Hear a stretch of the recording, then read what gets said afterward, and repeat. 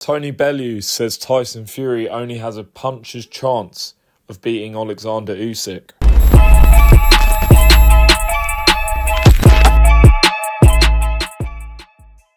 Welcome back to Pro Boxing Fans. Now, today we're going to talk about some interesting comments that Tony Bellew made with regards to Fury against Usyk. That fight is coming up 11 weeks away on Saturday, which sounds like a long time, but as we know in this sport, these big fights seem to be so far away, and then the next thing we know, they're here. So Tony Bellew was speaking at the second press conference last week of the Jack Catterall, Josh Taylor press tour.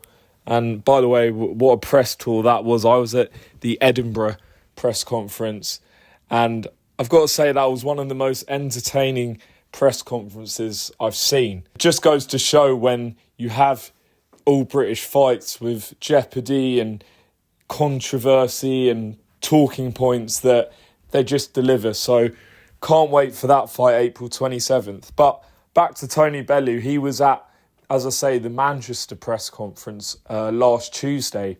And on the live stream, he was asked about Fury against Usyk. And of course, he's been in the ring with Oleksandr Usyk. And this is what he had to say. So he said, "I don't think anyone beats Oleksandr Usyk. That includes Tyson Fury. I think when Tyson Fury was with his uncle, he actually does beat Oleksandr Usyk.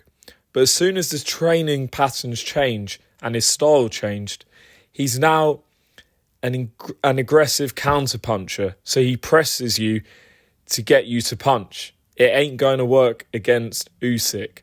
The only chance he has is a puncher's chance, and he's not the biggest puncher, if I'm being totally honest. I still think he's a brilliant fighter. I take nothing away from him. What he's done for the heavyweight division is amazing, but I just think Usyk's the best heavyweight in the world." So that was Tony Bellew talking about Fury Usyk. He says Fury only has a puncher's chance of beating Usyk. Now, obviously, Bellew shared the ring with Oleksandr Usyk, and he did really well against Usyk. If you remember, I feel like he was outboxing him until Usyk kind of caught up with him and eventually stopped him. That was in 2018. Effectively, it seems like he's saying that he feels that Usyk will manage to outbox Fury. Now, obviously, Fury isn't the same fighter he was when he was with his uncle Peter. As Tony mentioned, he was more of a back foot boxer, liked to use his feet. And now with Sugar Hill, it's more come forward looking for knockouts, which I think is partly obviously due to the style change with Sugar Hill. But as well, Fury's not as quick as he once was. He can't move around as fast as he once was, it seems. But he's still, for his size, for his age, very good at being the boxer in the fight. So it's going to be interesting to see what tactics he chooses, whether he looks to try and tie Usyk up in the clinch, whether he tries to bully him to the ropes. You'd think that Usyk would have prepared for all these different type of scenarios, but as we saw in several recent Fury fights against Wilder, he landed the big right hand in the third fight to knock Wilder out. He knocked out Dillian Whyte with the uppercut, so clearly he does have that one punch. But to say that's the only chance he has of winning, I'm not sure I agree. I feel like he could, like I say, use his size to bully Usyk and perhaps get the better of the exchanges. But as we know, Usyk is the master boxer and is very much capable of outboxing Fury. But is Usyk slowing down? We saw in the second fight against AJ, I think AJ did really well targeting his body. Dubois did the same, and we know what happened there with the controversial knockdown, which was called a low blow. So there is potential signs of Usyk slowing down, and it's whether Fury can actually land to the body like Joshua did in the rematch and Daniel Dubois did. But let me know what you think. Do you agree with Tony Bellew that Fury best chance of winning is a puncher's chance, or do you feel like he's going to go in there and dominate Usyk on May 18th in Saudi Arabia? Just to close off, I saw it was reported by ESPN, I think his name's Chava Rodriguez on Twitter.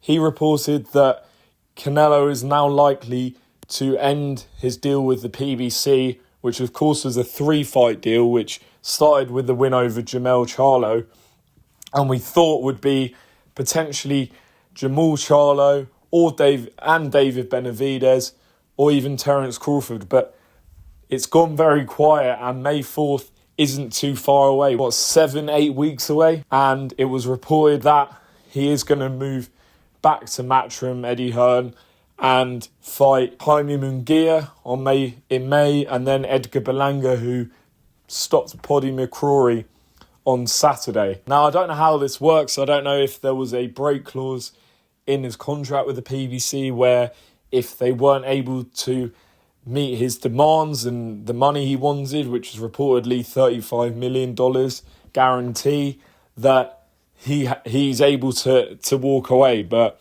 that's what was reported today. I'm sure we'll get some more news on that in the next couple of days. And would you be happy with that?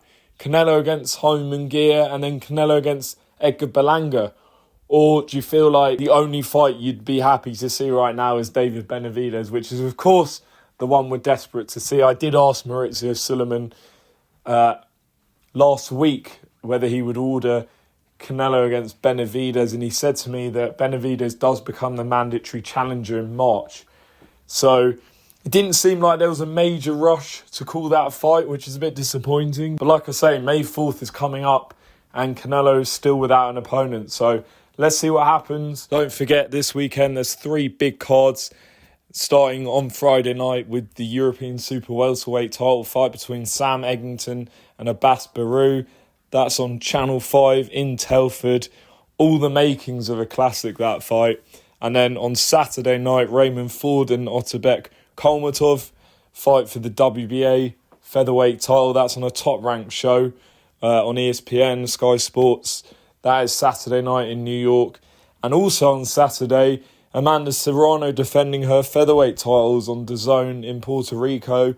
A homecoming fight. And Jake Paul is also on the card. So plenty of boxing this weekend. And of course, next Friday night, Anthony Joshua taking on Francis Ngannou. Over 10 rounds in Saudi Arabia. And of course, Zhilei Zhang taking on Joseph Parker in potentially what a lot of people believe will be fight of the night. So which one are you more excited for? Zhilei Zhang against Joseph Parker or Anthony Joshua, Francis Ngannou? Let me know in the comments. As usual, I appreciate you listening and watching. Please like, share, subscribe, and I'll see you on the next one.